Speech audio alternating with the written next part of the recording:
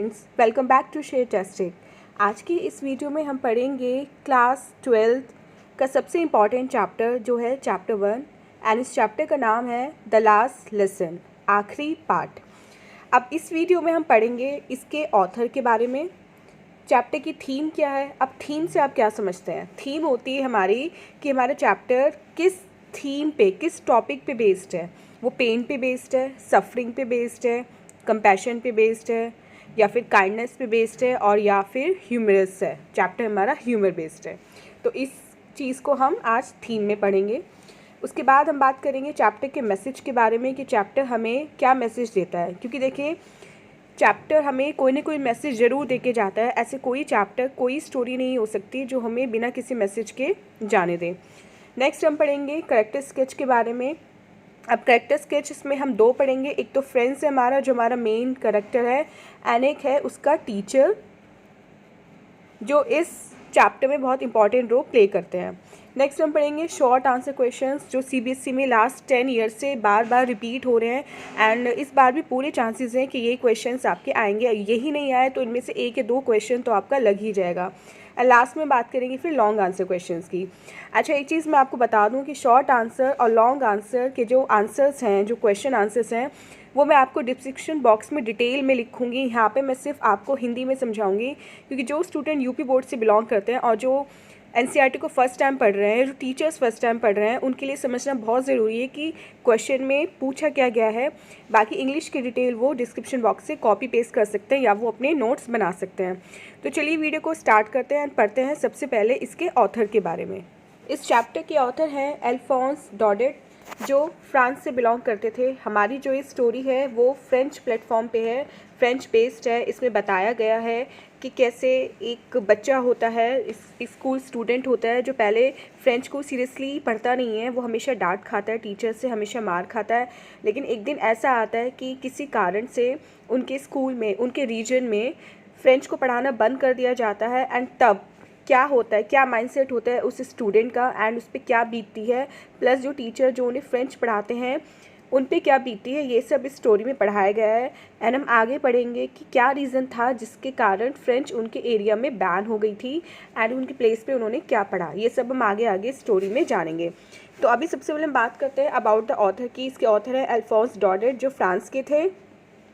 इनका जन्म हुआ था May 13, 1840 में। May 13, 1840 ये डेट आपको याद रखनी है। कहाँ पे हुआ था? नाइम्स, जो फ्रांस में है। अब अबाउट द ऑथर के लिए आप इस स्क्रीन का स्क्रीनशॉट ले सकते हैं। मैं आपको हिंदी में बता रही हूँ, जिससे जिन लोगों की इंग्लिश अच्छी है, जो इजीली ट्रांसलेट कर सकते हैं, इजीली सेंटेंस फॉर्मेशन कर सकते हैं, वो अगर उन्हें हिंदी पता होगी तो वो इजीली लिख लेंगे। अदरवाइज़ जिनकी इंग्लिश ज़्यादा स्ट्रॉन्ग नहीं है, जो थोड़ा हिंदी मीडियम बैकग्राउंड से हैं, वो चाहें तो इसको समझ के एंड इसको लर्न भी कर सकते हैं। उसके बाद हम बात करेंगे, उनके जो फादर थे वो एक सिल्क मैन्युफैक्चरर थे। He was a son of a silk manufacturer. 1849 year आपको याद रखना है। 1849 में उनके फादर को अपनी फैक्ट्री बेचनी पड़ी थी और वो लायन आ गए थे अपनी जीविका अर्जित करने के लिए। अल्फोंस ने अपनी फर्स्ट पोएम और फर्स्ट नॉवल 14 ईयर की एज में लिखा था। देखिए कितने छोटे थे अल्फोंस जब उन्होंने अपना first poem and first novel लिखा। एंड उनकी डेथ हो गई थी दिसंबर 16, 1897 को पेरिस, फ्रांस में। तो उनका जन्म हुआ था 1840 में एंड डेथ हो गई थी 1897। मीन्स वो कुल 57 ईयर्स रहे as a writer, as a author and as a novelist. तो चलिए अब बात करते हैं इसकी थीम के बारे में। चैप्टर की थीम घूमती है, चैप्टर की थीम हमें बताती है कि कैसे किसी भी सिटीजन के लिए उसकी कंट्री एंड वहाँ की लैंग्वेज कितना इम्पोर्टेंस रखती है। हम इंडिया में रहते हैं, हमारे लिए हमारी कंट्री एंड वो जो लैंग्वेज है जो हम अपने रीजन में बोलते हैं, आप चाहे हिंदी स्पीकर हो, आप चाहे कन्नड़ स्पीकर हो, आप चाहे गुजरात से हो, आप राजस्थान से हो, कहीं से भी हो, आपके लिए वो रीजन जहाँ आप बॉर्न हुए एंड प्लस वो लैंग्वेज जो आप बोलते हैं वो बहुत ज़्यादा इंपॉर्टेंस रखती है। एंड इसी इंपॉर्टेंस को इस लेसन में बताया गया है कि कैसे जो समय रहते हुए किसी भी चीज़ की इंपॉर्टेंस नहीं समझते, बाद में उन्हें कितना रिग्रेट करना पड़ता है इस चीज़ के लिए। ये बताता है कि ये सभी सिटीजन का, सभी नागरिकों का कर्तव्य होता है कि वो अपनी कंट्री की लैंग्वेज को प्रोटेक्ट करके रखें, क्योंकि उसी से उनकी कंट्री की पहचान होती है, उसी लैंग्वेज से उनकी कंट्री को पहचान मिलती है। और इस लेसन में हम ये भी पढ़ेंगे कि कैसे जब फ्रांस एक वार में, एक युद्ध में हार गया था, जो रशिया की फोर्सेस थी, उन्होंने न केवल उस टेरिटरी पे, फ्रांस की उस टेरिटरी पे कब्ज़ा कर लिया, बल्कि उन्होंने वहाँ के जो पीपल थे उनका माइंड और हार्ट भी चेंज करने की सोची। उन्होंने ये सोचा कि ये जो फ्रांस के लोग हैं, इनके माइंड में और इनके दिलों में फ़्रेंच घुसी हुई है, इस लैंग्वेज को बहुत ज़्यादा प्यार करते हैं, तो क्यों ना हम इस लैंग्वेज को इन लोगों से छीन लें। इसलिए उन्होंने क्या किया, ज़बरदस्ती उन्होंने 2 एरिया में फ़्रेंच के पढ़ाने पर रोक लगा दी और वहाँ पे उन्होंने ये बोला कि अब आप इस स्कूल में जर्मन पढ़ाओगे। तो जो फ़्रेंच के टीचर थे उन्होंने अपनी जॉब खो दी, उनके पास पढ़ाने के लिए कुछ नहीं था। एंड अब जो प्रशिया की फोर्सेस थी, उनको एक टीचर भेजना था उस स्कूल में जर्मन पढ़ाने के लिए। तो स्टोरी हमें ये बताती है कि अगर हम समय रहते किसी चीज़ की इम्पोर्टेंस नहीं जान सकते, तो बाद में जाके हमें बहुत ज़्यादा पछताना पड़ेगा, क्योंकि एक बार बीता हुआ समय चला गया, वो कभी वापस नहीं आता। और इस स्टोरी में हम पेन भी पढ़ेंगे कि कितना पेन हुआ उन लोगों को जिनके हाथ से उनकी लैंग्वेज छिन गई। अब सपोज़ मैं आपसे हिंदी में बात कर रही हूँ अभी, कल को मुझे कोई आके बोले कि आज से आपको हिंदी नहीं बोलनी, आपको कोई और फॉरेन लैंग्वेज बोलनी है, तो कैसे मैं खुद को एडजस्ट करूँगी, खुद को अडेप्ट करूँगी उस नई सिचुएशन में। ये सब इस स्टोरी में बताया गया है। एंड कितना मुझे पेन होगा, कितनी मुझे एंग्विशनेस फील होगी उस सिचुएशन में, ये भी इस चैप्टर में बताया गया है। लेसन एम्फेसाइज करता है इंपॉर्टेंस ऑफ मदर टंग, कि मदर टंग हमारे लिए कितनी इंपॉर्टेंट होती है। एंड हमें कभी भी अपनी मदर टंग को लेके कभी एम्बैरेसमेंट की सिचुएशन नहीं फील करनी चाहिए।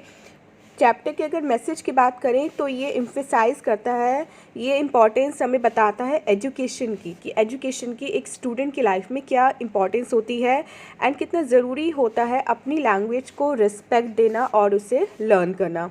स्टोरी हमें ये भी बताती है कि कभी भी हमें किसी दूसरी लैंग्वेज से इम्प्रेस होकर अपनी लैंग्वेज को खोना नहीं चाहिए, उसे भूलना नहीं चाहिए, और हमें हमेशा प्राइड फील करनी चाहिए अपनी लैंग्वेज में, और कभी भी अपनी लैंग्वेज को इन्फीरियर नहीं समझना चाहिए। हमें हमेशा अपनी मदर टंग, अपनी मदर लैंग्वेज पे प्राउड फील करना चाहिए।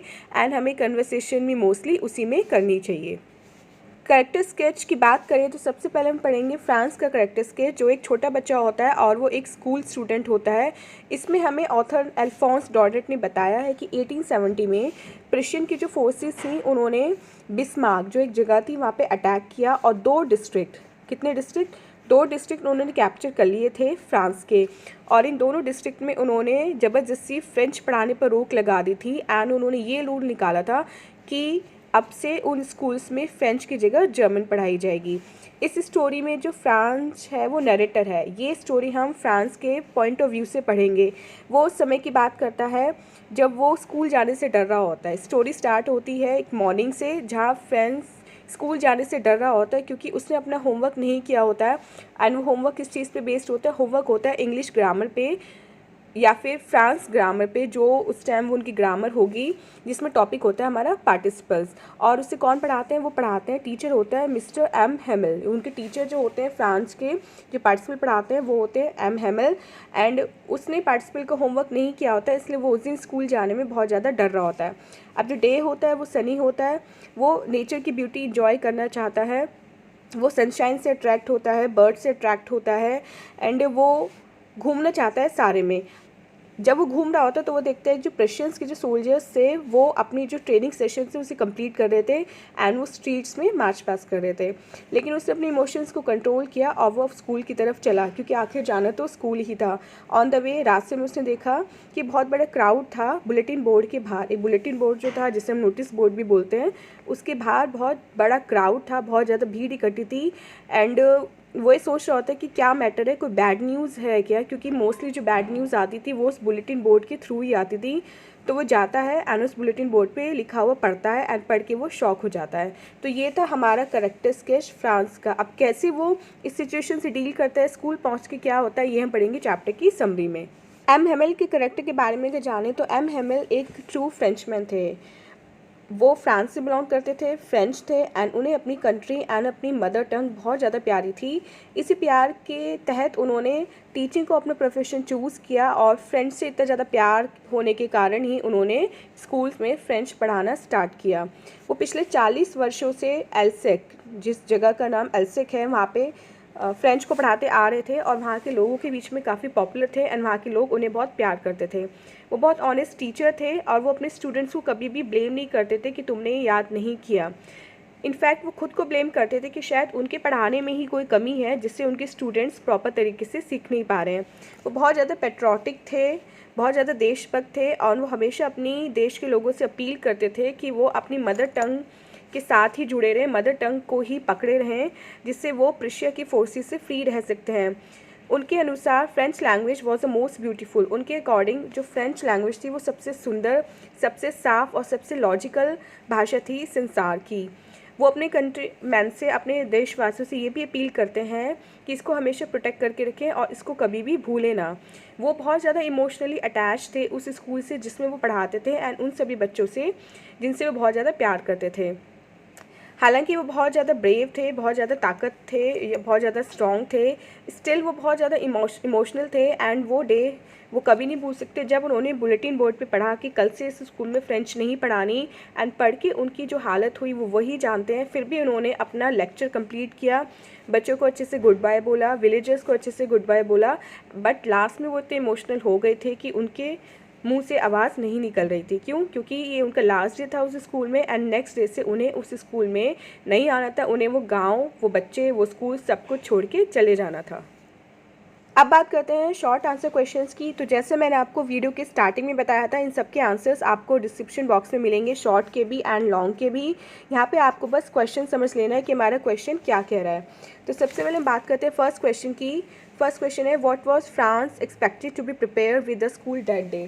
फ्रांस को उस दिन स्कूल में क्या प्रिपेयर करके ले जाना था। तो अगर हम इसके वन वर्ड आंसर की बात करें तो उस दिन फ्रांस को पार्टिसिपेंट तैयार करके ले जाना था, जो वो करके नहीं ले गया था। लेकिन इसको डिटेल में आंसर देखने के लिए आप डिस्क्रिप्शन बॉक्स में जाएं। Second question, what had been put up on the bulletin board. Bulletin board पे क्या लिखा गया था। तो एक बैड न्यूज़ थी कि कल से जर्मन पढ़ाई जाएगी एंड फ्रेंच पढ़ाने का उस दिन लास्ट डे था। Third question, what was Hamel's reaction when Franz could not answer his question in class correctly. जब फ्रांस अपने टीचर को सही से उत्तर नहीं दे पाता तो उसके टीचर हैमिल का क्या रिएक्शन था, ये आपको लिखना है इस क्वेश्चन के आंसर में। फोर्थ क्वेश्चन की अगर बात करें तो how had the teacher dressed on the day of the last lesson. Last lesson वाले दिन, अंतिम पाठ वाले दिन, जो उनका टीचर थे मिस्टर हैमिल, उन्होंने किस प्रकार की ड्रेस पहनी हुई थी। एंड फिफ्थ क्वेश्चन की बात करें तो हाउ वॉज एम हैमिल, उनके टीचर जो थे, how was M Hamel behaviour contrary to how he would usually behave. आखिरी दिन मिस्टर हैमिल का जो व्यवहार था वो उनके पहले के व्यवहार से कितना अलग था, ये आपको इस आंसर में लिखना है। लॉन्ग आंसर क्वेश्चन देखते हैं। तो फर्स्ट क्वेश्चन हमारा पूछ रहा है, the ban on teaching French strengthening the resolve of the French to learn their language. French पढ़ाने पे जो बैन लगा था उसके कारण उन लोगों में एक शक्ति पैदा हुई कि वो अपनी मदर टंग को नहीं छोड़ेंगे, मदर टंग को ही पढ़ेंगे। आपको अब एविडेंस देना है इस टेक्स्ट से, इस चैप्टर से आपको वो एग्जाम्पल देने हैं जो ये प्रूव करते हैं या ये डिसअप्रूव करते हैं कि अब स्टेटमेंट जो है वो सही है गलत है। ये आपको चैप्टर में से एग्जाम्पल के थ्रू समझाना है कि क्या फ्रेंच बंद होने की वजह से उन लोगों में स्फूर्ति आई, शक्ति आई, या फिर उन्होंने फ्रेंच को ईजिली जाने दिया।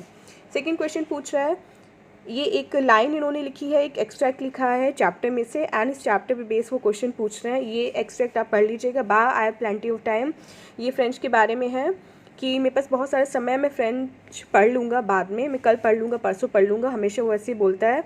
लेकिन बाद में क्या होता है, फ्रांस जो है वो शॉक्ड हो जाता है जब वो ये सुनता है कि आज उसका फ्रेंच का लास्ट लेसन है और उसको तो अपनी मदर टंग बिल्कुल ही नहीं आती। उसने इतना सारा समय अपना घूमने फिरने में ही गंवा दिया, कभी भी उसने फ्रेंच को सीरियसली नहीं पढ़ा। अगर वो आज फ्रेंच को सीरियसली पढ़ रहा होता तो ये उसका लास्ट लेसन जो था वो एक इम्पॉर्टेंट लेसन होता, लेकिन उसको कुछ भी नहीं आता, फ्रेंच के बारे में कुछ भी नहीं जानता।